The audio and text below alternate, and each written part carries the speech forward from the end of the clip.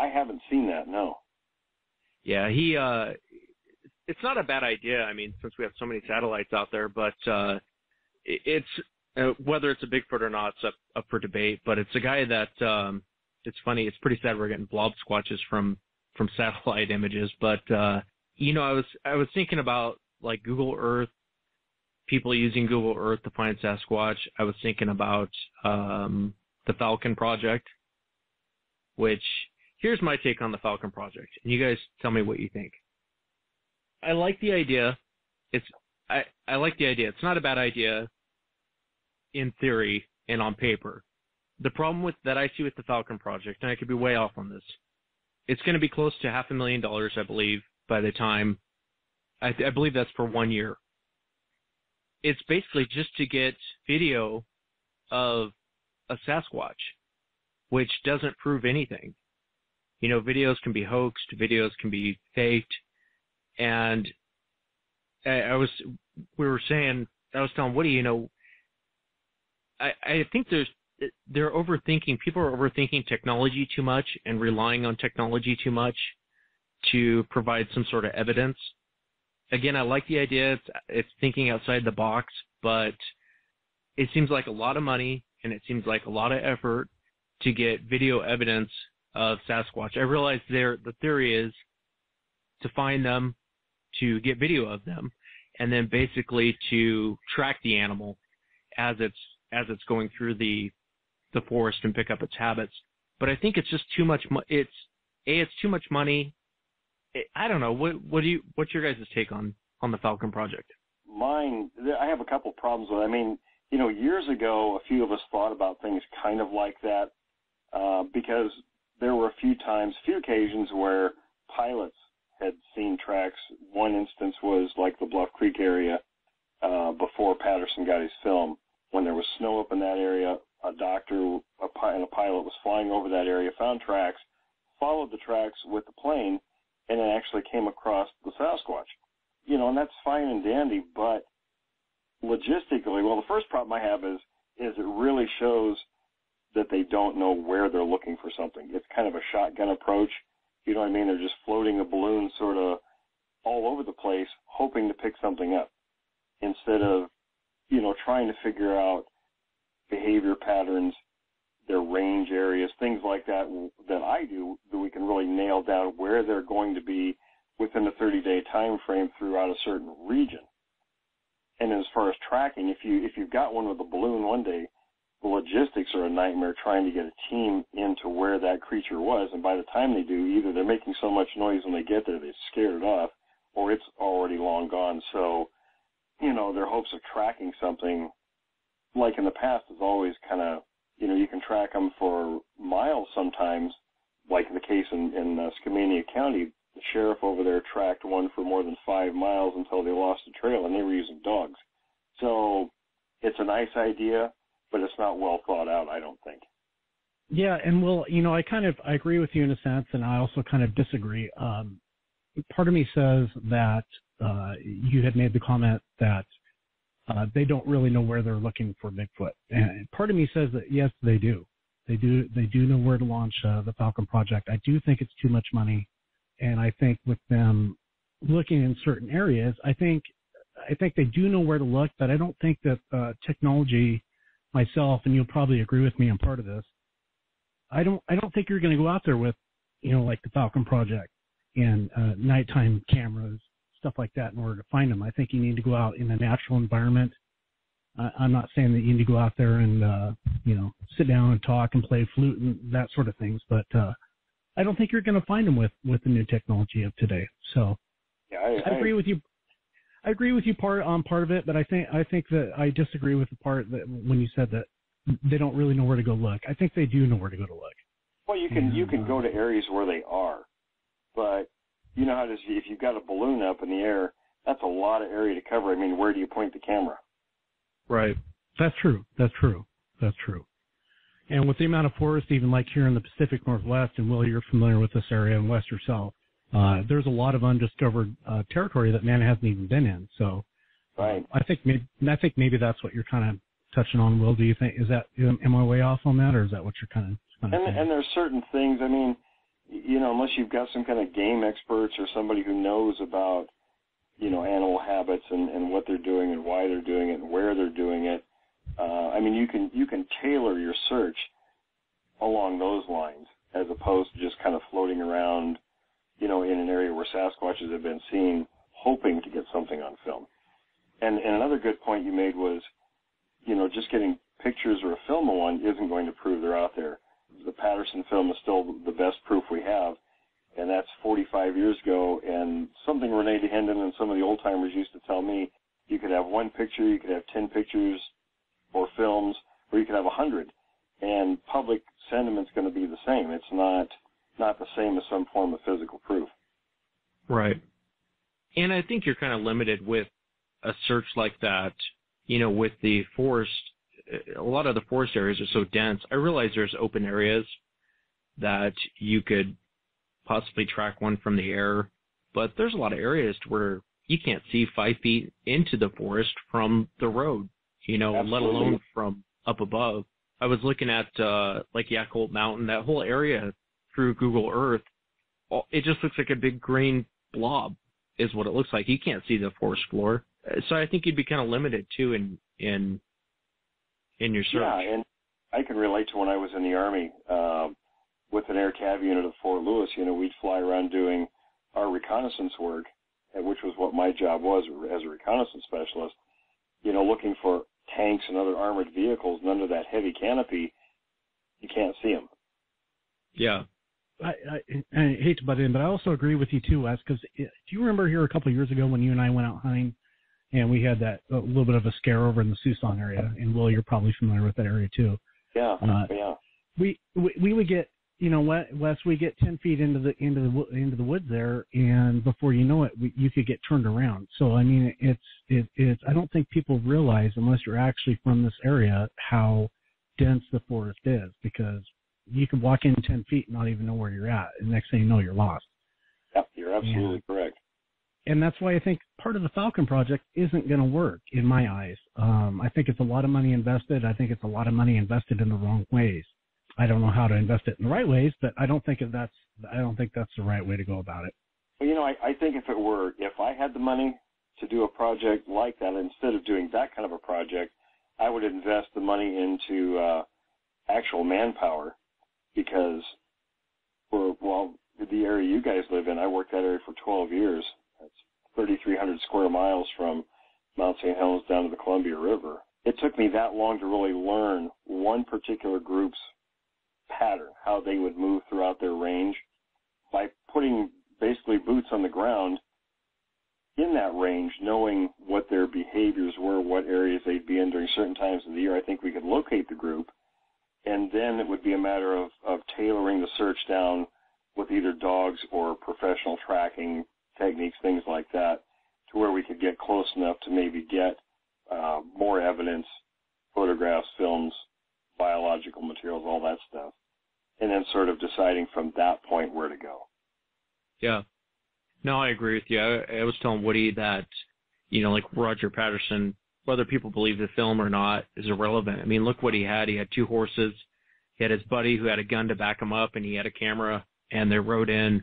I honestly think that's how you're going to get them on film. I think that's the best way to, again, the Falcon Project is outside of the box thinking. I like outside of the box thinking, but, I don't know that they're going to get the results that they want besides a TV show.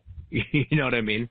I think you could do a really spectacular job with very low-tech and low-cost methods. Yeah, I agree. I agree with you 100%. One of the things I was going to bring up with you guys is, you hear about Sasquatch crossing a road in front of a car all the time, that type of behavior. But did you guys hear about the Sasquatch sighting in Lander, Wyoming? Not so much. I mean, I read a little bit about what you had. Why don't you tell us about it? It's pretty funny. The Lander police officers were dispatched to Main Street, and based on the Sasquatch sighting. But what these anonymous callers were calling into 911 for, they were saying that a Sasquatch was out there chasing cars. Oh. And the guy was actually pretty frantic. He was calling in, and they had a few callers that called into 911 saying that this Sasquatch was out there chasing cars. But police officers went out to the area. They weren't able to find a Sasquatch or anyone dressed up in a suit or anything like that. Have you heard of that before, Will, where they chase cars? I have, and there's one incident that really kind of sticks in my mind. In fact, I put it on my blog about a week ago, and this story was back from 1952. It was a logger's account from the Bluff Creek area, as a matter of fact. In a nutshell, what happened with the story was there's a little town called Orleans that's not far from the mouth of Bluff Creek where it goes into the Klamath River. And it's even today, it's a little tiny place. He was supposed to take one of the cars and go up and pick up one of his other logging companions. They had a detour, and this was in the middle of the night, and he drove for miles, and he thought he saw something standing next to the road as he went by, but he dismissed it as, imagination. And then he looked in the mirror and thought he saw this, horrendous face looking at him, but again, he dismissed it. So on he drives, and then he sees this small tree laying in front of the road blocking his path. So he starts to get out of the car, and he hears this thudding of feet running up the road, and then it dawns on him that he really did see something. And this creature actually, it would charge him and then back off and stalk up the road and come running back when it thought he was going to get in the car. Finally, he made the mad dash to the car. The creature tried to push the car off the road, and then he got out of there, didn't tell anybody, and the guy that he was supposed to pick up later, much later, told him or asked him if he saw anything strange up there because something tried to push their car off the road. So it's kind of a spooky account, but... That's a creepy account. It's creepy as hell. Yeah, that's... Well, you guys, because your encounter was in your car, and you were surrounded by a group. Yeah. And, had you guys stayed there longer, that could very well have devolved into something much hairier than it was. Yeah. No, I agree. And it was bad enough as it was. Yeah, it was bad. It was bad enough as it was. That's true. So what's the deal? And I realize you're just taking a shot in the dark, and feel free to jump in. Why would they just screwing with people, or what's the deal? A lot of people have a real misconception about Sasquatches, and I think partly it's due to the fact that I think there's two varieties of these creatures in the country. One's a true Sasquatch that we have here in the Northwest, and the other one is a little more like the Russian Almas. It's a little more human-like. It's essentially what the Minnesota Iceman was. The true Sasquatch, which is what we're talking about here, has a very short temper. They get ticked off very easily about things, and I have heard this many, many, many times from witnesses. Sometimes they just get ticked off and they will attack. Mountain gorillas do it.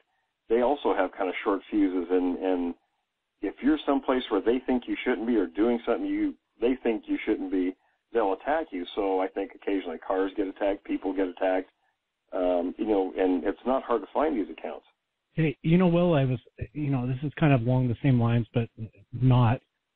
What do you know about, I hate to put you on the spot here, but in 1927, there was a Dr. Ivanov that did an artificial insemination between sperms and apes in Russia. And that's, you mentioned Russia, and that kind of set me off on that. Did you know anything about that? And if you do, what do you think about it? I've seen a little bit on it. The Russians in those days were pretty much open to trying all kinds of things because that was sort of the communist idea, was more towards science, less towards theology. So, aside from, their economic ideas and all that. But according to the stories, they tried it, but from what I've read, it wasn't successful. That's not to say that it couldn't possibly be done because, chimps and gorillas are between 96 and 98% same DNA as we are, so it's theoretically possible you'd get something like, I believe it's donkeys that are, bred from mules and horses. Right.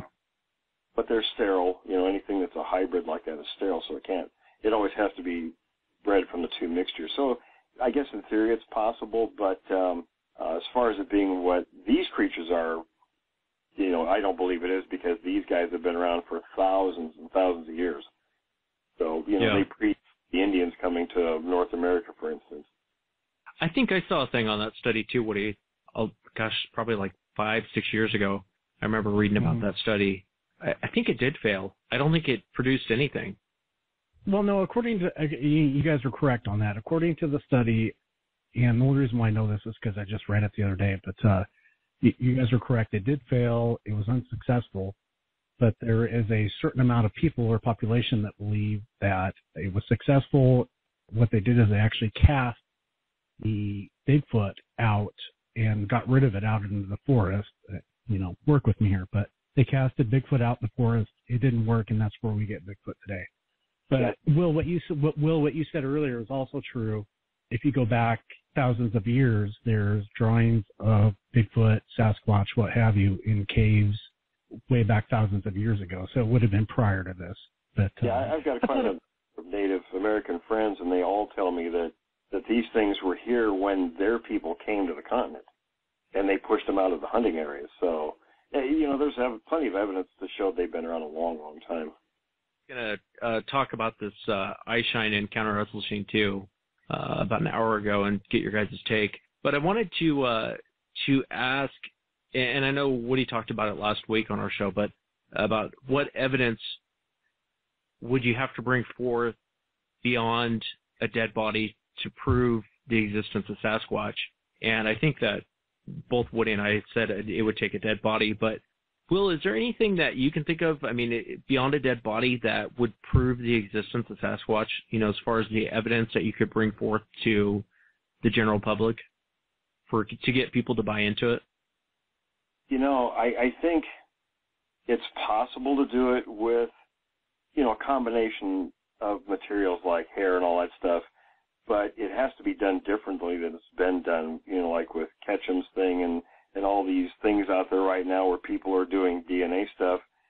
One of the biggest problems that they've encountered with that, and the reason that, like with Ketchum's study, the reason it didn't pass peer review was because there was zero control over the collection of the hair samples. In other words, they come from all these different locations and nobody knows. You get Joe Bob Hunter out someplace, he finds a hair in a tree and he sticks it in his pocket. Well, number one, they can't say for a fact what that hair came off from because they took it off a tree, not the animal. Hair degrades in weather very, very quickly, and I got that from an expert in Canada when I was writing my first book, Notes from the Field. So without that control, that hair could be anything. And if you pick it up with your hands and you stick it in your pocket, well, there's a couple different forms of contamination right there. So there's just a lot of problems with that. So it'd have to be done, with very strict control measures. And I don't think just taking off a tree limb is good enough. A lot of pictures, but there again, it would have to be National Geographic quality. You'd have to have a film of the thing, yawning and eating with his tongue sticking out at you and all these different things. So, if the quality were high enough and you had a nice combination, feces samples, hair samples, bedding, different types of behavioral things, territorial markings, you might be able to put together a pretty convincing picture, but you're still probably not going to get the scientific community behind that. It'd be really iffy. So then we're back to the body. And then it's the case of, well, do you go out and shoot one, or like I think I have a few spots located that might actually be burial sites.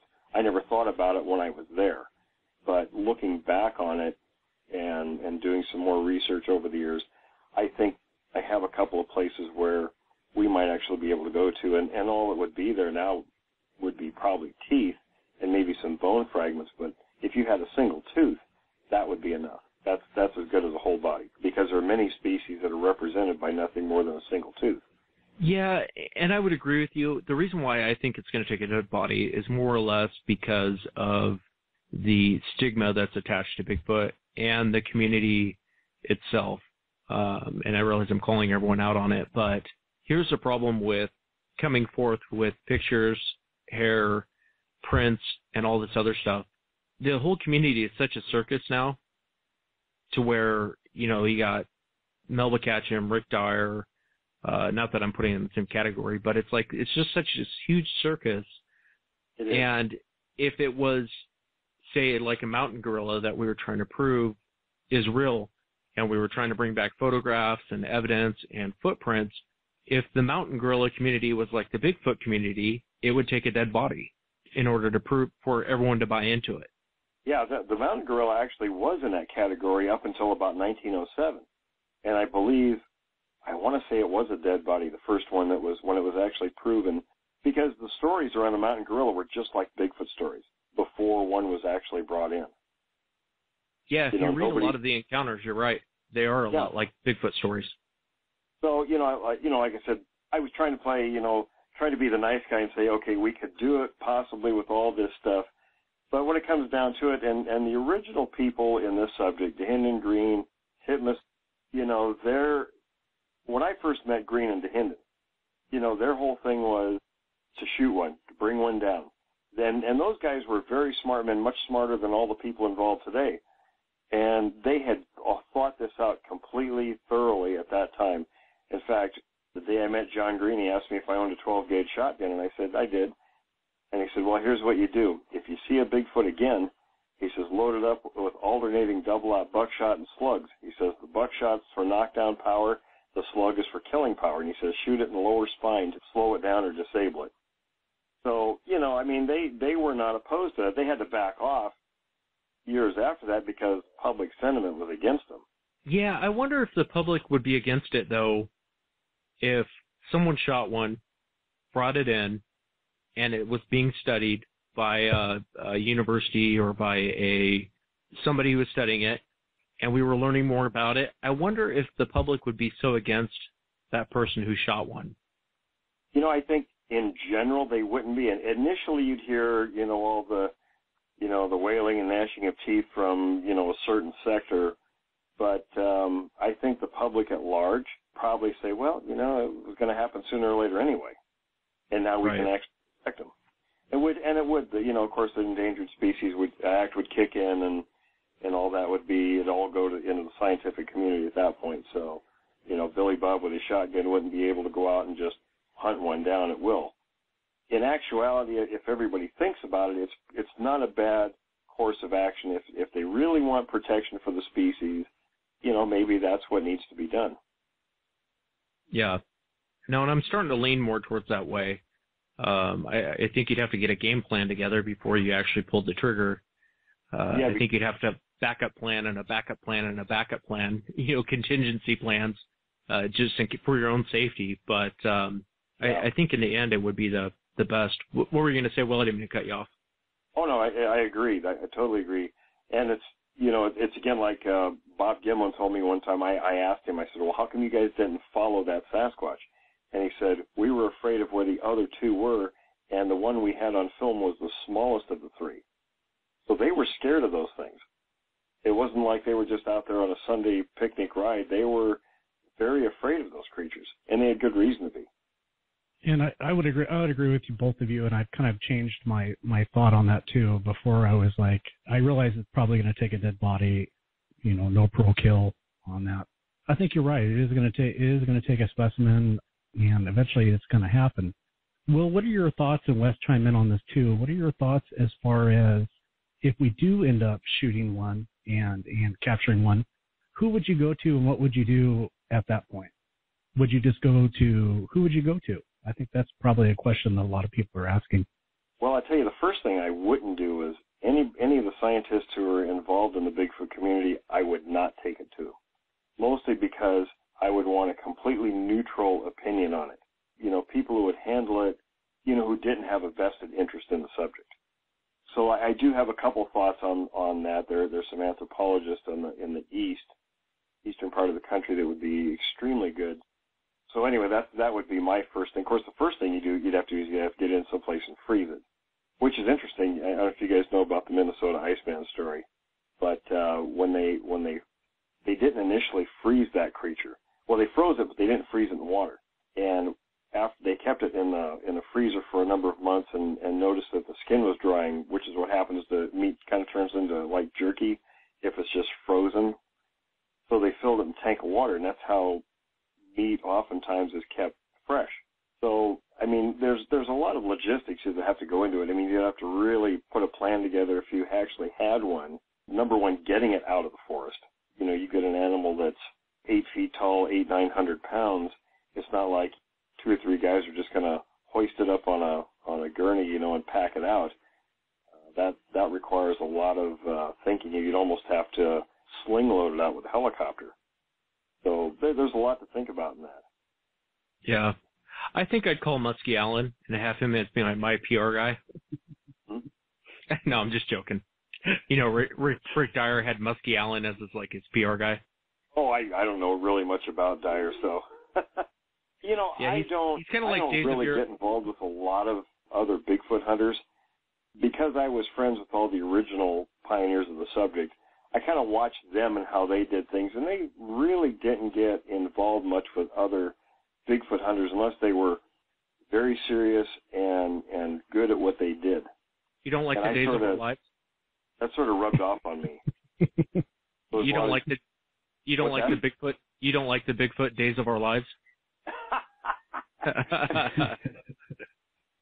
I go on Facebook sometimes to look at some of the comments, and I get to the second one, and I shut it off. I just can't deal with that drama that goes on. Speaking of that, I got something for you guys, and you just made me think of it, Will. I belong to a bunch of these different Bigfoot groups. I'm getting so tired of seeing these. They'll show a deadfall tree leaning against a healthy tree, and then you'll have the researcher or quote unquote researcher explain that's a Bigfoot sign, that's the Bigfoot area. And growing up in the Northwest, it just looks like a tree that fell over on top of another tree. Right. Have you guys seen a lot of that? Well, I've seen that since I was a little boy growing up, out on the Puyallup River outside of Ording. But, it's not, I don't want to pop people's bubbles because I have a lot of friends out there and a lot of them on Facebook who, have genuine interest in there, and they're out there trying. But, and you guys know from growing up in the Northwest what it's like. You're out there, 99.9% of that stuff is natural. It's just, you're right. Our human eyes look for structure. It's what our brains do. Our brains try to find structure in everything we look at. Happens oftentimes, and it's probably my fault personally. I knew when I put in my first book the territorial markings, the tree snaps, and the twists, that was going to cause a lot of this stuff. But I went ahead and did it anyway because I wanted my name on it first. Right. I was searching for this. Bob Titmus show. He's the one that taught me about this many years ago. And I think Titmus would have wet on himself had he seen what I found in the places he told me to look, because what he showed me was nowhere near as impressive as what I found. But, trees just falling over and leaning against each other. And, you look at some of the pictures, some of them look kind of complex, but I have to wonder, there's a lot of jokesters out there, and I'm one of them. I'll give you an example. My buddies and I would go up camping by Mount Rainier about once or twice a month. After the Blair Witch Project came out, you remember the little figures, stick figures they had hanging up in that movie? Oh, yeah, I remember. Yeah. Yep. Take those and leave them in our campsite when we would, pack up and leave. And laugh about it, always wondering, what the next person was going to think was going on up there. Yeah. So, I wonder how many people are out there making things like this for people who are genuinely out there looking for Sasquatch evidence, and they see this and jump to that conclusion that that's what it was. And you see that a lot. You see people jumping to everything's Bigfoot. It must be Bigfoot. It must be. And it's like, really? I don't know. And I've seen them, and I'm first to be skeptical and say, I don't know. That could be something else. And it's like those deadfall trees. It looked like a dead tree just fell over on a healthy tree to me. It doesn't really. I mean, did you guys see a Bigfoot do that? I guess I'm lost on why you think. Well, my thinking is, an animal that's out there, and all animals are out there just surviving. Everything they do surrounds their day-to-day survival. So you have to ask yourself, when they do something, what benefit to that animal is that behavior? Trees up against each other, to me, that doesn't do anything. Sasquatch doesn't need shelter. They're probably survived very, very well during the Ice Age. In fact, more often than not, what I found is, for instance, if you find tracks in the snow, they're not coming down out of the snow. They're going up in elevation into the snow. They like that cold weather. Wet weather doesn't bother them. They don't sleep under shelter. They sleep out in the open. So why leaning a few trees together it doesn't serve any purpose.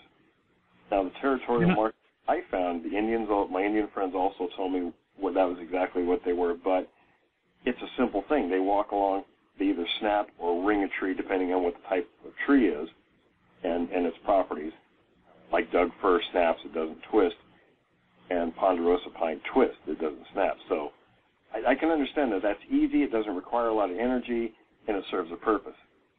But if you have to go through the energy expenditure of leaning all these trees up that weather could come along and knock over, I don't get it.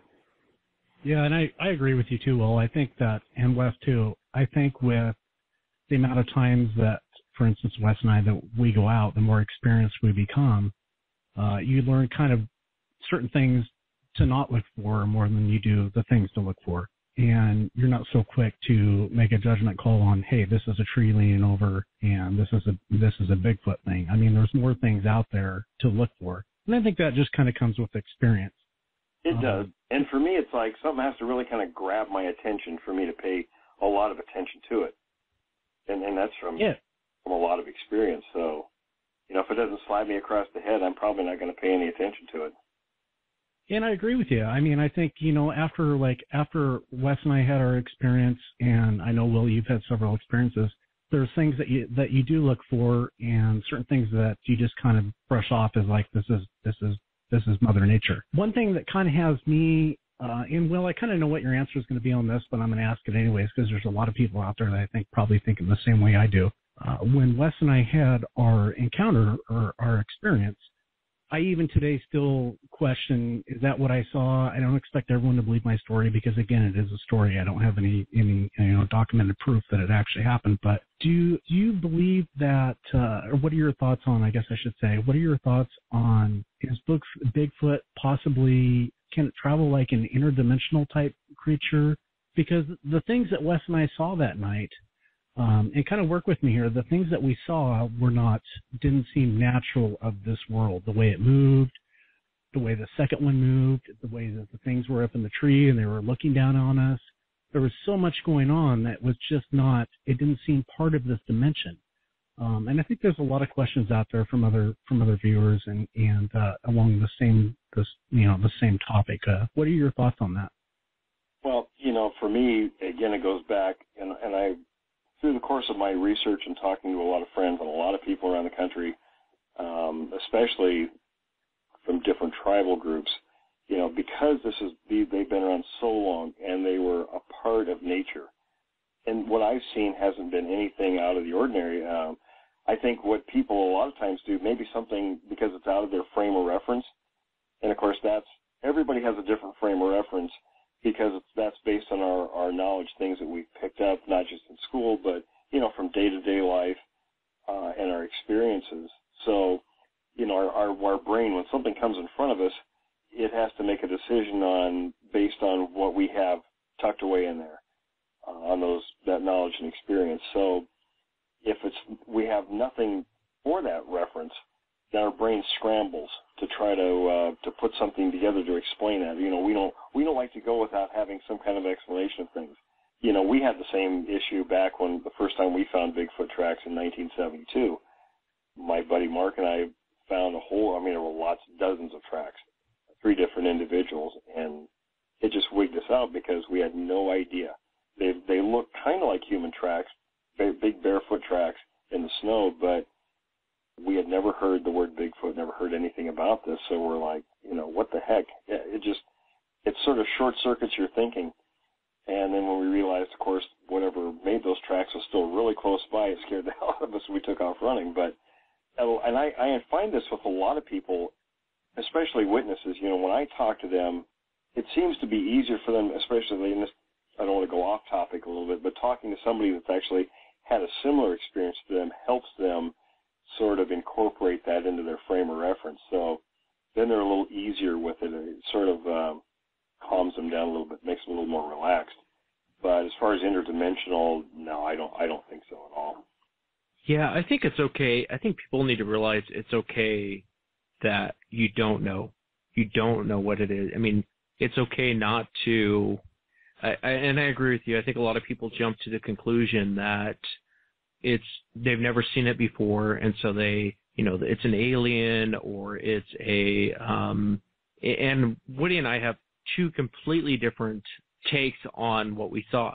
In my mind, I saw primates.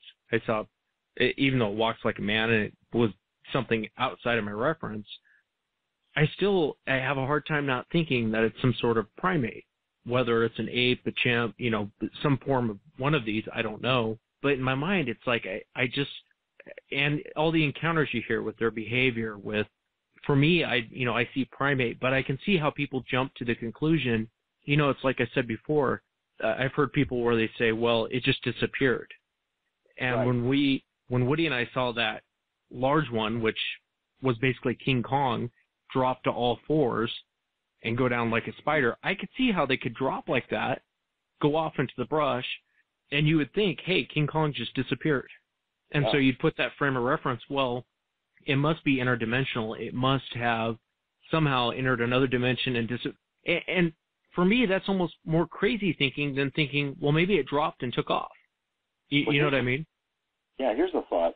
Sometimes, depending on the person, it really depends on the individual person and how they react to situations that are that shocking. Because, you guys know as well as I do, when you encounter these things, it's a huge shock to your system. Our brains. Yeah, it's like finding out the boogeyman's real.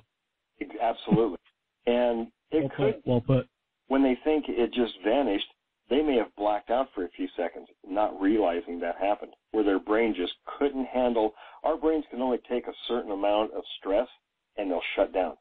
So that could be what it is, where they didn't realize that that's what happened, but for maybe a couple of moments, the creature was there, they were still seeing, or they thought they were seeing. Let's say, like with old film, if a film breaks, you splice it together, you don't know the film was broke. In their conscious state, their system was shot to the point where it was overloaded. It was like a breaker switch, shut off a few seconds, came back on. They didn't realize it, and in that time, the creature disappeared and took off in the brush. It's funny that you say that, Will, because that is so true. I actually did a little research a few days ago on certain things on how the body reacts, and anytime the body and the brain works the same way, anytime the body is injured, for instance, let's say you pull something in your wrist or your arm, your brain automatically shuts off.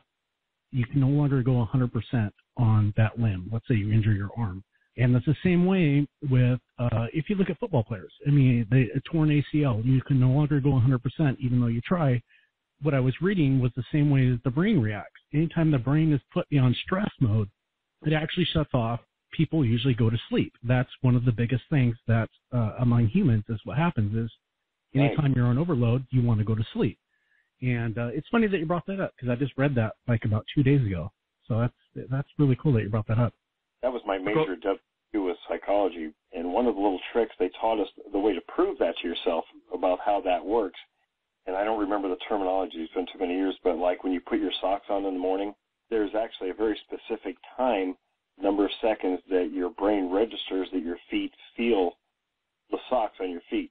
But after that, you stop feeling it. And because if your brain were to register every sensory input all through the day, you'd be overloaded quickly. So it does shut off on certain levels. And even small things like clothing, it will shut off after a very short time. Yeah, it's kind of a way of protecting, a way the body protects itself, I would imagine. The brain protects itself, So when you get a Sasquatch encounter, that's again, depending on the person and how they take things, that's a huge shock. I agree with you on there. I mean, being with my like OCD, I put my socks on backwards. It bugs me for about, I'm like, I'm late for work. Should I change my socks around? No, I go to work and then I forget all about it. So it's that type of thing, that yeah, you're not going to feel it anyway after a few minutes. So. Yeah, you're not going to feel it after 10 minutes anyways. But I had another question, Will, that while we got you on the phone, I wanted to ask you. One of the things I did read the other day when Wes and I were doing some research was, what are your thoughts on Bigfoot living underground? Is that something that you believe in or not? Do they make like small shelters under the ground and live in them? Personally, I don't. In Skamania County, just east of you guys, that whole area, all the way to the Columbia River is honeycombed with lava tubes. There used to be an old-timer in Carson that showed me quite a few of them that he discovered. Some of them go miles underground. we never found any evidence at all over there, and there were plenty of Sasquatch sightings in the areas where the lava tubes were, but it didn't look like they used them. And my opinion is they're a pretty spooky creature. You know, I mean, they can be aggressive, but for the most part, especially when it comes to human activity, they'll bug out. They'll go away. And I think with a lot of wild creatures, they won't be in an enclosed space to where they're trapped. If there's a predatory threat or whatever, they won't use that. We did find one time out of 41 years in the field now. I found one time, and that was over near Wind River. We had a sighting where a logging crew was using a helicopter to pull logs out over there. The pilot saw a Sasquatch sneaking up. The loggers had put all their equipment, their lunches in one spot, and they were out working when the pilot was pulling a log up, and he happened to glance over, and he saw this thing kind of creeping up on their lunches, apparently trying to get his own lunch. And, he hollered down on the radio to the lead of the crew, and they chased it off. So we went to investigate that, and there was a rock outcropping that was maybe 5 feet high, and it went back about 20 feet, more shelf than anything. But it was, I hesitate to say cave, it wasn't really a cave, but there were tracks around there, and I did find a whole bunch of the floor was covered with fresh vegetation that had been picked almost like bedding. So it could have been a young one that might have been using that temporarily, but for the most part, I've never seen anything that leads me to believe they live underground in any sort of cave or shelter.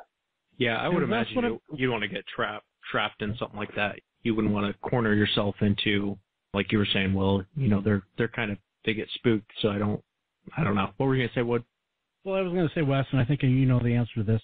Maybe not, but I think you do. And I'm just asking this because there's people that aren't from around this area that might be wondering. Up there on Mount St. Helens, as far as the ape caves, why are they called the ape caves? Is that something to do with Bigfoot? No, that was a group of Boy Scouts found or named that. And I don't remember what year it was. If it was I think it was in the 50s, late 40s, early 50s. Actually, there was a guy on a bulldozer working up there and almost backed into the hole. And then there was a group of Boy Scouts up there, and they named it the Ape Caves after the miners' incident at Ape Canyon in 1924. Yeah, they named it after Ape Canyon. Right. The only other two things that I have for you guys is one topic is that the Brian Sykes, it looks like he rediscovered an ancient polar bear, not the Yeti. I don't know if anyone else has anything to add to that, but good job, Brian Sykes. I don't know if anyone wants to...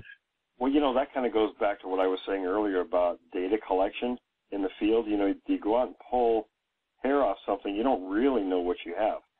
So, they were thinking it was Yeti. It wasn't Yeti. It was a bear. So, that's sort of... they were lucky enough to find out that it was a bear, because in most cases, from what I've learned from experts about hair, is that you pretty much have to already have a known sample to compare it to. Other than that, it's not really worth a whole lot. Screams are actually much more valuable than hair samples because tests can be run on recordings, and they can actually determine the volume of the lungs that made that sound, so you can tell how big the creature was. Yeah, you can test the amplitude, and you can test it against other animals known animals too. What were you going to say, Wood? I was going to say I have one more thing too. Actually, I have a few more things, but one of the things I was going to say is if you go back and you do history, and this is open to both of you guys, whoever wants to answer it, the Sumerian tablets go back to 1800 BC. They call it a hairy wild man or a beast. It's a hairy wild man or beast with extra abilities. What do you guys know as far as how far back Bigfoot goes in history? When was it first kind of discovered? We're talking 1800 here. Does it go back even further than that? Well, the oldest article I know of was around 1811. That was the oldest written article. The Spanish missionaries were collecting stories from Indians 300 years ago. You go back beyond that, when you start looking at other parts of the world, Europe, for instance, France and places like that, there was what they called the Woodwose, and that was the hairy wild man. And that was such a popular figure, it adorned almost everything. Chairs, tables, door entries, signs, you name it, it was everywhere. So, and you can go back, in the Nordic countries, they were ogres, frost giants. I mean, the list goes on and on. Written records go, as far as there are written records, there is mention of the wild man in everything, everywhere. So it's not like it's been a secret. In fact, I've always said that once the Sasquatch is proven to be real, it'll be the reaffirmation of discovery. In other words, it's something that we haven't had to deal with for a long time, so we kind of forgot about it. But our ancestors knew about them very well, so this is sort of the rediscovery. Yeah, I think they have rock art painting. I mean, I don't know if you consider that written record, but they have Sasquatch rock art that was painted by and I think it's in California. It was dated back, I want to say 500 AD. Gosh, I'd have to look it up now that I remember that. Big mouth. No, you're right, Wes. That went all the way back to like 500 AD, and that's when they actually showed paintings on the wall with Bigfoot, and it was actually, they called it Bigfoot because it was drawn, the way that they drew it on the caves was actually with really big feet.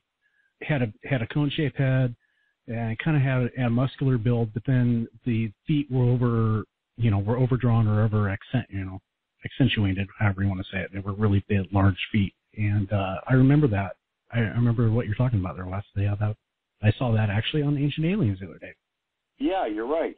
Yeah, so I think it goes around. back. I mean, there's as long as people have been making, any kind of reference, whether it's in writing or artwork or any sort of communication, to future generations, there's been mention of them. Well, I was just going to say, with the history of Bigfoot, and maybe you have some topics too, Will, that you want to discuss, but with the history of Bigfoot, the Bigfoot of way back in the history, we talk all the way back to 500 AD, 1800 BC. Do you think that it's, as a creature, it is evolving? Do you think it's changed? Do we have the same creature today that we did back thousands of years ago, or is it something completely different? I think it's pretty much the same thing. The only difference now would be because there's so many more people there, and there's always been sort of a friction between humans and the Sasquatch. So that's one of the reasons they're so hard to catch up with, is because they don't particularly like us. They probably, and let's say, if we drug one in tomorrow, 10 years from now, scientists would be saying they view humans as predators, because humans have always been a pack hunter. That's the most successful hunting strategy that's ever been devised by nature, is pack hunters. Doesn't matter how big an animal is, like a grizzly bear, you get a pack of wolves, they can take a grizzly down. And true same with the Sasquatch, they're completely adapted to their environment, whereas, humans, we're kind of small and frail by comparison, but humans are vicious. We're probably one of the most vicious species that have ever come onto the planet. And, it's not just our intelligence, we have that, but our viciousness as well. It always cracks me up when I see these shows put on, that are scientific type shows, and they portray early humans as sort of the victim and, being timid and having to, huddle together. You look at our history, we've gone out and killed everything. We do it for sport. Just, it's a right of manhood in a lot of primitive cultures. So human beings are vicious.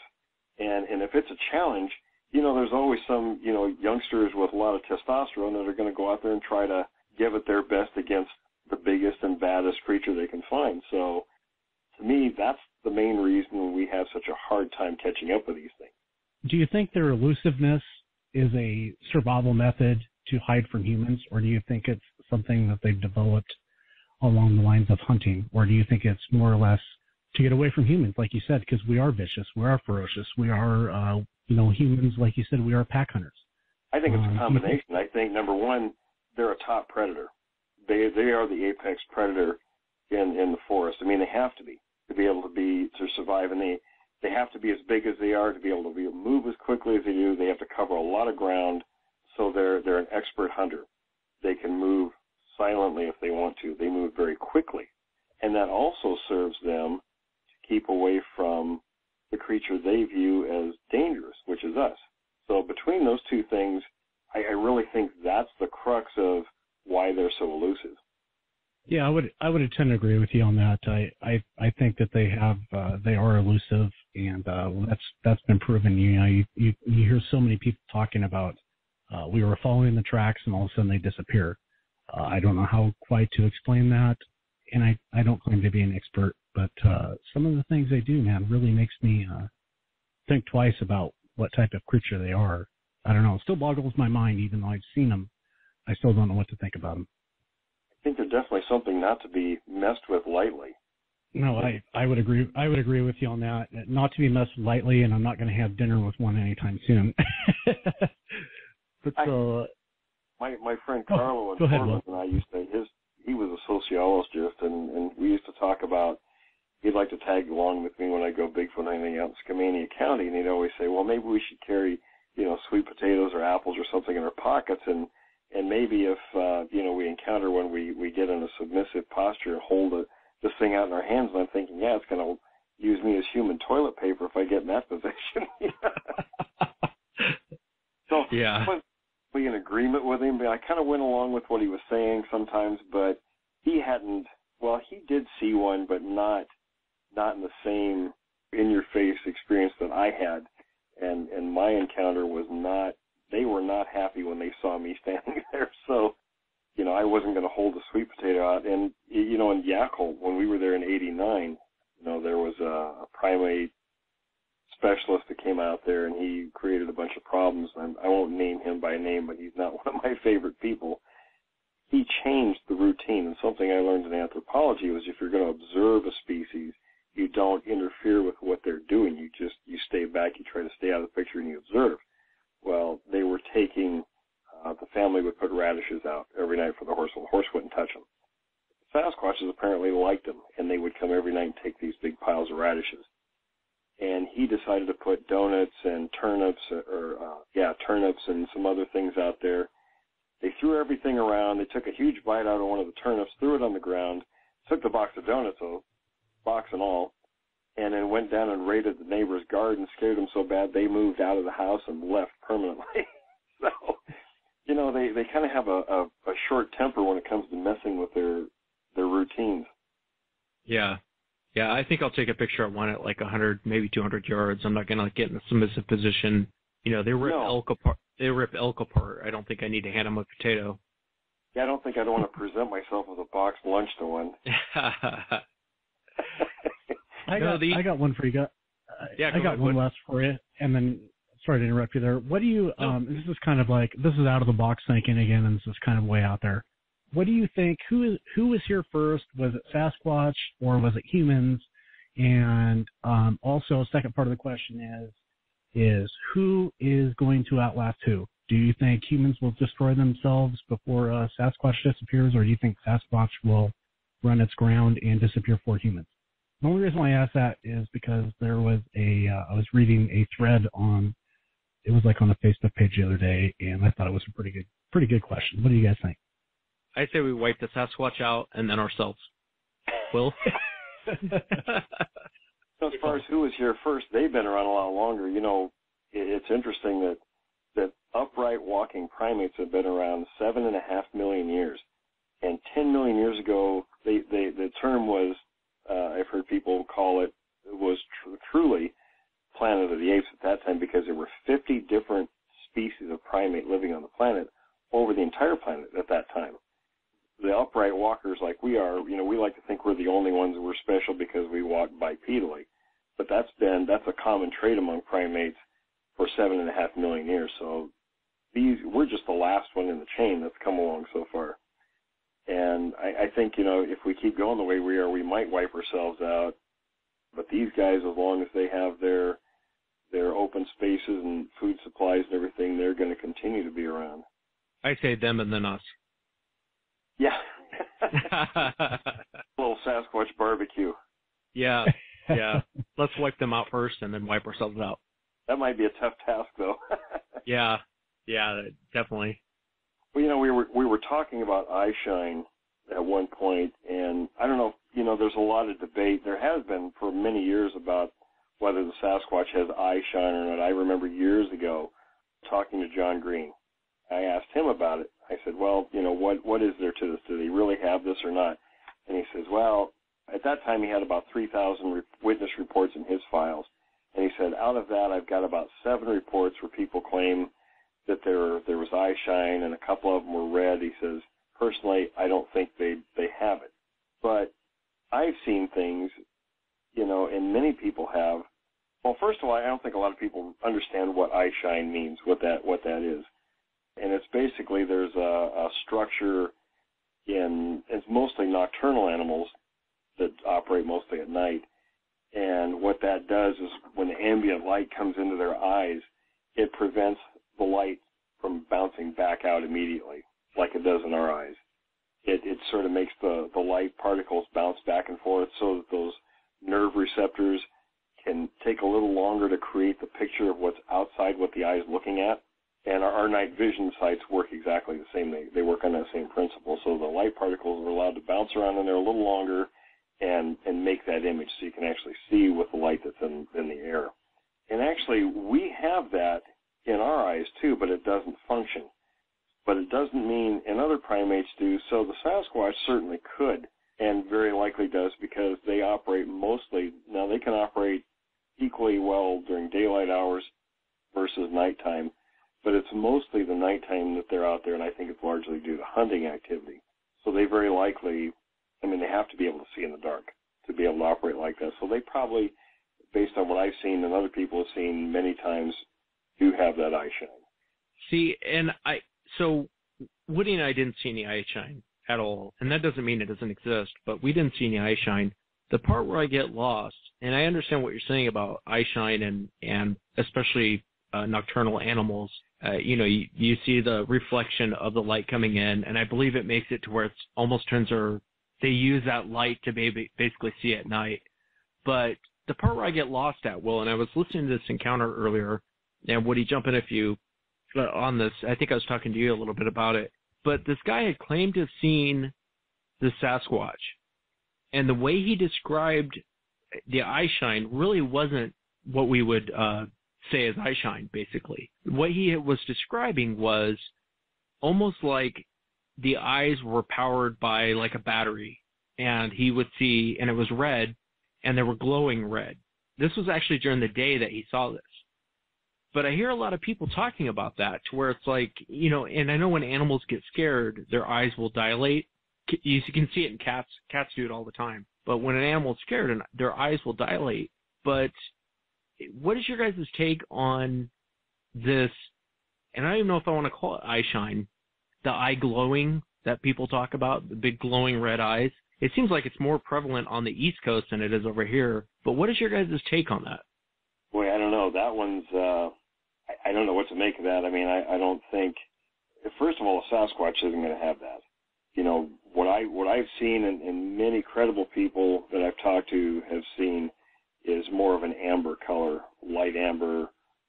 And red is typically animals that are like rodents and birds and possums.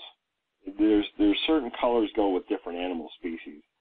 So if they're seeing something, especially if it's an internally, powered light source, I don't know what that could possibly be. I don't know if there's anything in biology that, other than that, fish in deep depths of the ocean that can do that, because of luminescence in their body. But as far as mammals, I don't think that's possible.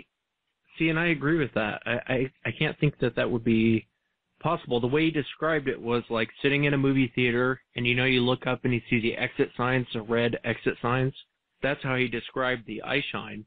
And I can't think of any animal that does that. That would be. What do you think, Wood?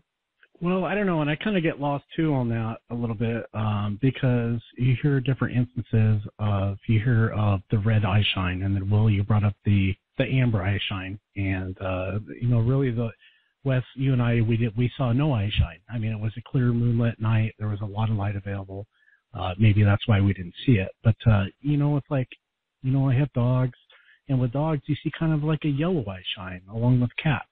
I don't know if I don't understand the difference between the yellow and the red or the amber. You hear so many different stories. I don't know what to think other than, it's kind of like it could be a mechanism that they use for hunting. I don't really know, but what really gets me is you hear different instances about the different colors.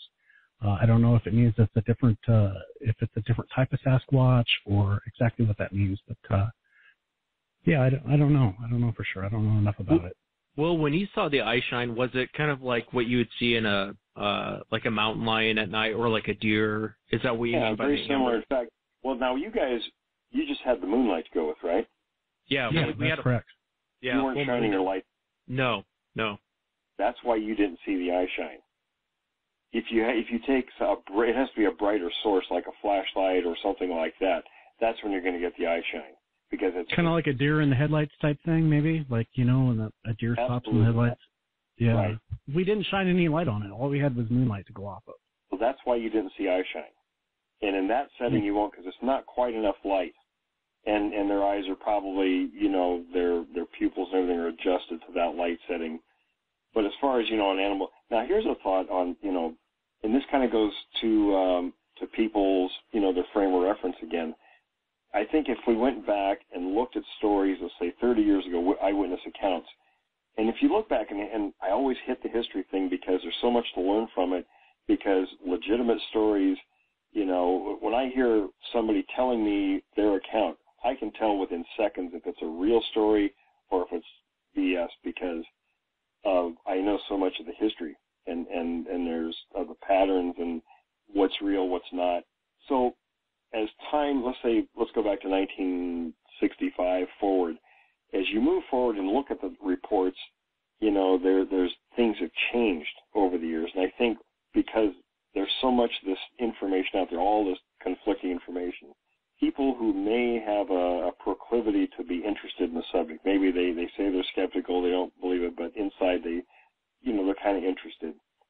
I think there's certain expectations that if they did see something, they might fill in the blanks with things that they've heard or read someplace. And maybe those are artifacts, that their brain has put in these stories that really weren't there.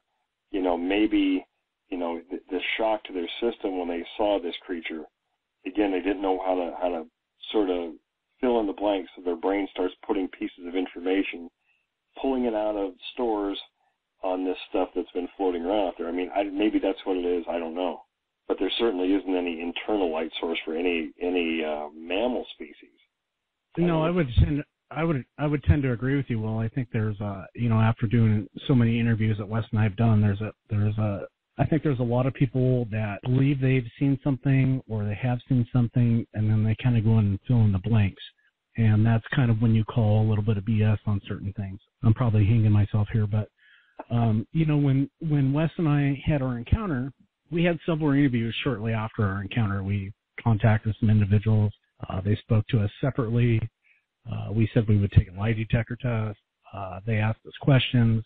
And time again, they would ask us the same questions over and over. Were your headlights on? No, they weren't. A few minutes later, well, were your headlights on at this time? No, they weren't. And so, we saw what we saw, and we weren't making anything up. It is what it is. And I understand what you're saying about people kind of throwing things in there to kind of justify maybe what they saw. And that's when you can kind of tell when a story is true, in my opinion, is you don't have an answer to everything, And that's another good point you brought up, too, about interviewers. A lot of people jump into the subject and don't really know what they're doing. And that's, not a good thing or a bad thing either way. It's just a fact. But if an interviewer doesn't ask open-ended questions, they can unknowingly put information into the interviewee's mind, right, and that can become part of the story. That's what I was trying to say, but you said it better. You're right. And I think it's become so difficult. And I've been working on this thing for my book, Creek Devil. One of the chapters I'm calling Other Wild Men, because there may very well be two different types. And, it's probably weeks people out thinking that, having a giant hair-covered monster running around is bad enough. Now we might have two types. But in Australia, they have two types. And in other parts of the world, there are two types. So it's not out of the question. So, that confuses the issue. And I think when some of these things, again, those expectations, somebody sees something, they label it all under Bigfoot. Okay, is it Bigfoot or is it this species or that species? What are the particulars? How much artificial stuff is put into these accounts that really wasn't there? it's a lot more difficult today than it used to be to try to make some sense of these encounters. You guys don't believe people who have 24 encounters and have them living in their backyard in the tree? I think they're absolutely full of crap. One time, people they have an encounter every time they go out. Yeah. Renee used that if somebody had more than 2 or 3 sightings, they had a brain disease. Yeah. Well, I see that a lot too. A while back here, and I won't mention his name, but and this is when I did an interview with Joe Rogan a few months back. We were discussing all this stuff, and he thought I was probably the most legitimate person he talked to, and he was really trying to get me to raise money to go out and be able to do a real serious hunt for the Sasquatch. And he threw out the figure several times in our conversation of $10 million. So I went ahead and put up a site to try to raise money. Everybody was very supportive except 2 guys, and I sort of blew them up because they were kooks, but one of them come on there, and I don't know if they were just jealous that I was actually trying to raise money or what, but one of them claimed that he had 100 sightings and over 1,000 pictures. And I unfriended him very quickly because he was a nut. But he's one of these guys that pushes these blob squatch pictures. I mean, if it's not a clear picture, it's worthless. It might be interesting if you've got a form there, but I've had people who they genuinely try to help with enhancing pictures. And I can send you a couple of copies of things people have sent me. They've done a wonderful job with their pictures, but they've made things in there that weren't there. One is a face, one's a whole body, and it's nowhere near what I wanted enhanced. And I appreciate their efforts, but, and it's, again, there's people out there doing it now. M.K. Davis is one of those people, I think. Maybe he means well, but, for instance, he claims that there was a massacre at Bluff Creek, after Patterson got his film. And he bases it on 3 things. He got a picture from Mrs. Patterson, with a little more, the famous frame where the Sasquatch turns and looks at Patterson and Gimlin.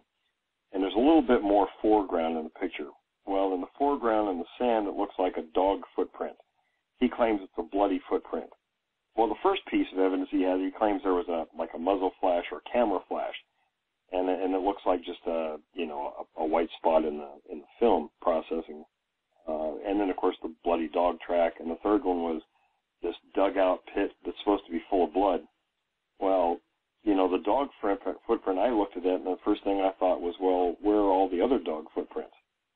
And if it's bloody, how come there aren't all kinds of bloody dog footprints in there? And how come sand didn't fill them in? And in the pool, you can clearly see it's running water because there are reflections off the ripples. People want to, they want to see what they want to see in pictures that aren't there. Yeah, it's like a fish story. It gets bigger and bigger and bigger the farther, It's kind of like he just kind of ran with it. And, I mean, I'm with you on that one. I thought the same thing when I saw some of the stuff that he was coming up with. I thought, you know what, you're kind of getting a little bit off off track here, kind of retelling the story of Bluff Creek, you know what I mean? Yeah, I mean, it just doesn't make any sense, and Bob Gimlin is probably one of the most honest guys on the planet, and I've talked to him a number of times, and he told me, things that I haven't heard other places, like, we talked about how much he saw the creature's tongue, he could see its teeth, he saw its eye move, the color of the hair was lighter than what the film shows, there was, and on and on and on, so, it wasn't like, and of course these guys try to spin little things, he says, well, it might have been a hoax. Well, I talk to him, he tells me these details, and he says, well, it could have been, but it wasn't. Yeah. When they shot that 16 millimeter camera, when people see it now, it looks like the creature was farther away than it was, but it was actually pretty close. I mean, Bob Gimlin said it was 60 feet from him. Yeah, I mean, but if you look at the film, it looks like it's probably 75 to 100 yards out. Well, those old maybe films, everything looks so much farther away, when you film something. And people today don't understand that. That's how photography used to be. It used to be, and they had those little lenses on them, and all of that adds into the effect that you get with that. But yeah, they were actually very close. I actually saw an interview with Bob Gimlin. It was like 2 days ago, and he actually said at one point while they were shooting the Patty film that he believed that he was within 25 feet. Yeah, that's pretty close. That's pretty close. He was closer than Patterson. Yeah, and he told me he was scared for his life the whole time. Yeah, I think when he said he crossed the river, he was like 25 feet. When he rode across the river behind him. They were always afraid that creature was going to turn on him and charge him. And that's not out of the question because I interviewed a guy out in the Columbia River Gorge out near the Bridge of the Gods who had one charge him. And that's not the only story I know about that. They will charge just like a gorilla, a mock charge. Let me ask you this, Will, and Wes, maybe your input on it too.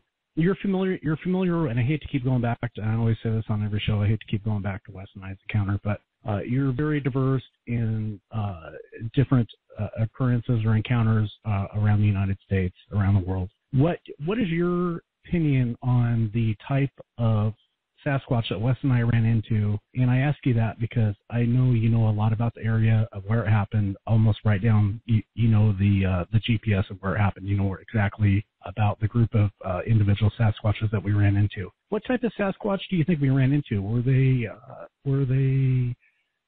going to have us for dinner?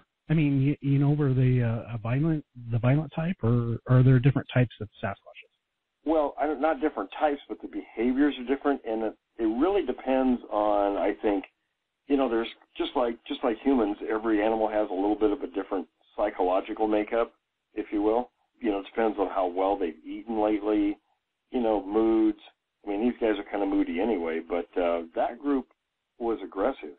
That's the same group that we investigated back in 89, 90, just a short distance from where you guys had your encounter. And they weren't, I wouldn't say they were aggressive back then, but they were very bold. They were not afraid of people. Many, many encounters during that 9 months. You remember the screaming, Woody? Remember the one that came out? Mm-hmm. We thought it screamed. We never really told anyone that on our encounter. Mm-hmm. And I don't think I told you, Will, this, because we couldn't really make out what it was. Mm-hmm. We really couldn't make out what it was. We were driving on the way up there, and we both had our windows down. And oh, that's right, yeah. And it was out of the corner of my eye, looking off to the driver's side. It almost kind of looked like a person. It was like a silhouette. So I mean, I really couldn't make out what it was.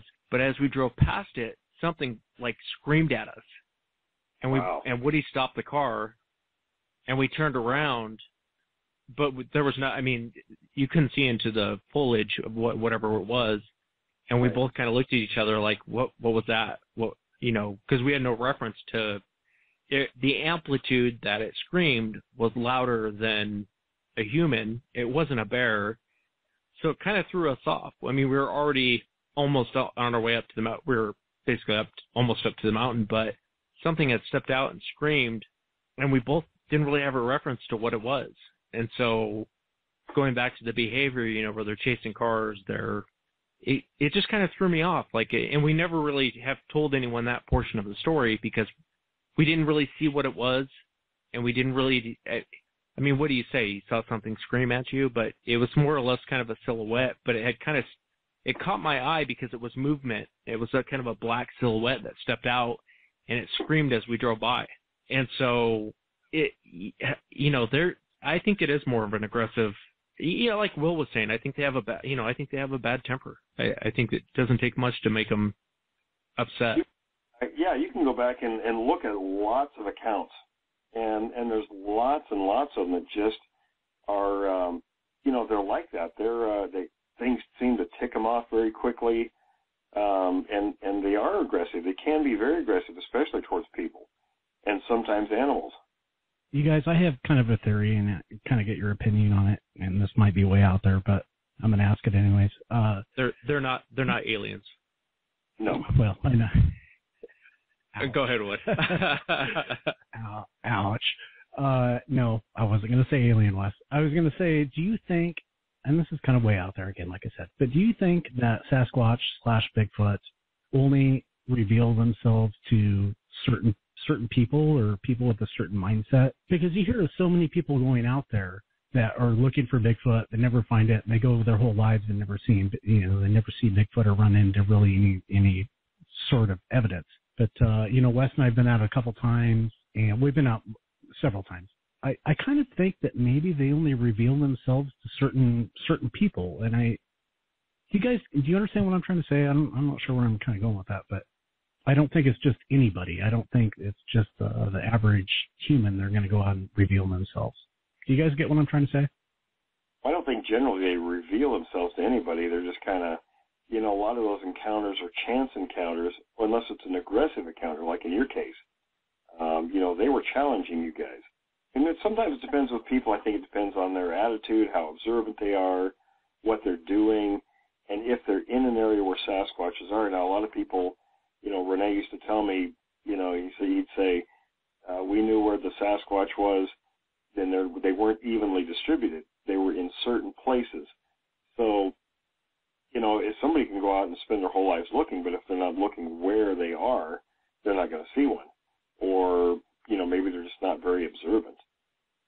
I think maybe if you're looking for them, you won't see them, is my opinion on it. If you're not looking for them, you have that chance where you're going to run into them. I think if you're trying to force it, you'll never see them.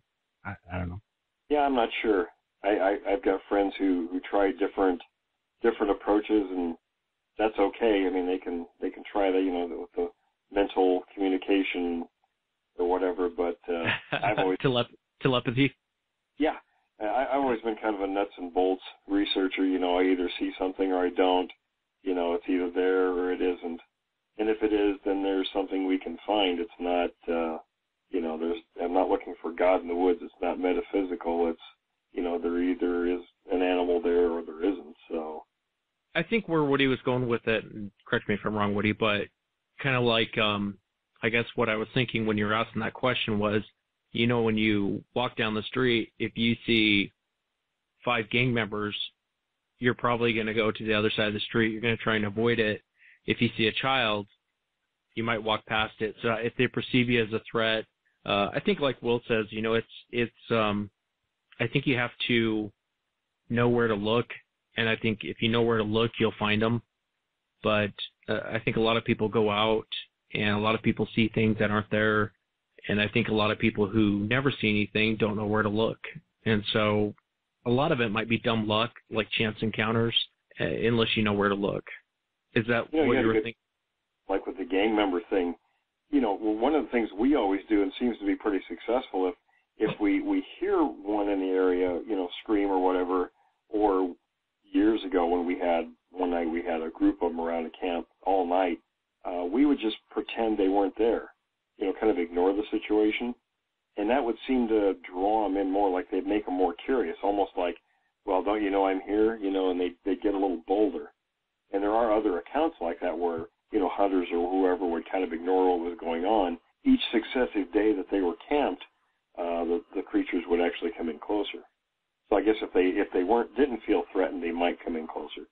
And yeah, Wes, that was exactly what I was trying to say. I was, you and I went out and we weren't specifically that night trying to find Bigfoot. So you pretty much nailed it, yeah, on what I was trying to say.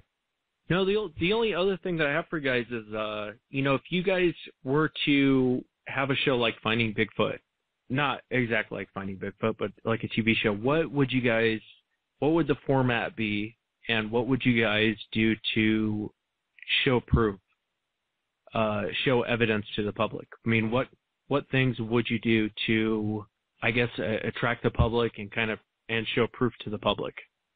But get your take on it, Will and Wood. Well, I actually have a pretty solid idea of what I would do. Right, currently I've got about 15 different ranges I've identified between the Canadian border and here in Northern California. So I would choose, well, first of all, I'd pick a team of people who mostly had encountered Sasquatches. I wouldn't take a team out that was inexperienced, because when you look at people who've had experiences like we have, we talk very differently about the subject than people who haven't had. And like the show Finding Bigfoot, none of those guys have actually seen a Sasquatch, so their behavior is totally different than, say, the three of us would be in the field. I would bring, a big game expert, and I've got a good friend who is from the Sioux field team. So that would be my team. And what we would do is take a look at these different ranges and hit those ranges based on where the Sasquatches are going to be. And I know how the movements are in some of these different ranges, different times of the year.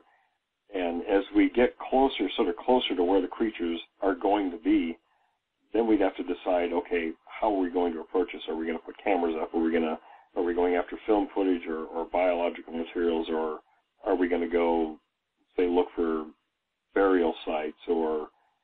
And with a show like that, I know a lot of people all over the continent. So, and there are some good pieces of information being found out there by some newer people. I would probably, for audience interest, I would augment some of that material with what we were doing in the field. And, of course, our approach would be very serious. We wouldn't be out, banging on trees and screaming and using disco lights and what I think is just general silliness. Anybody who hunts knows that you're going to drive every kind of wildlife within earshot running for the hills if you go out and make the slightest bit of noise. I don't know if you guys hunt, but, sometimes even a deer will hear the slight click of you taking the safety off, and that's enough to make them run for the hills. So, the Sasquatch is a pretty sharp creature, so we would have to approach it, I think, from a hunting standpoint. Yeah. And I think the audience would love that. It would be so different than what's currently out there. Wes, how do I follow up after hearing that answer from Will? Yeah, no, how do I match that, brother? No, I mean, good ideas. I mean, we'd come up with different things, and make a winning formula there. And I think Will hit it right on the head. I think you would imagine the audience that you would get doing something like that, to where it's serious. It's something to where, Finding Bigfoot's getting old. It's the same old crap, and they never get any evidence or any proof. And I think Will's approach, I think it would draw a huge audience. I think a lot of people, if you could show proper ways to, even simple things like documenting, one of the things that Will always said to me was document, but show a process on how you actually go through and research and track and look for these creatures. Imagine if like Finding Bigfoot got a small portion of like the Patterson film or something like that. The show would explode. And I think that you could get something like that with Will's approach. I don't think you're going to get that, like you said, banging on trees. It's funny you mentioned the clicking the safety off, Will. That's actually happened to Woody and I when we were hunting. Right. Everybody that hunts knows that. The slightest metallic noise will drive an animal away because they know that's danger. They know that's a human. Right. No, I was going to say, there was a couple things that you both said that really stuck out of my mind. Will, for one, I think it's very important to pick your team members correctly. You get the right team together. I think that is probably the most important thing. Two, also, Will, that you said is the silliness. The silliness would have to go away. The Finding Bigfoot, it makes for good entertainment, but if you're going to get right down and you kind of said the nuts and bolts, it's not going to work. Wes, you also said document. You got that from Will, but that's true. You're going to have to document it. I think that Will's approach is the correct way to go. I'm not real big on Will. You said, banging trees and, with all these night vision cameras, not that they, you wouldn't use them, but I think there's something to be said for a different approach, and I think it would be somewhat successful. And imagine if it was, you'd have to have kind of a serious side to it and not so much of an entertainment side. With the National Geographic, say, seriousness approach to it. And another element I would add is I have a good friend who's a skeptic. I'd bring a skeptic on the team, to provide balance.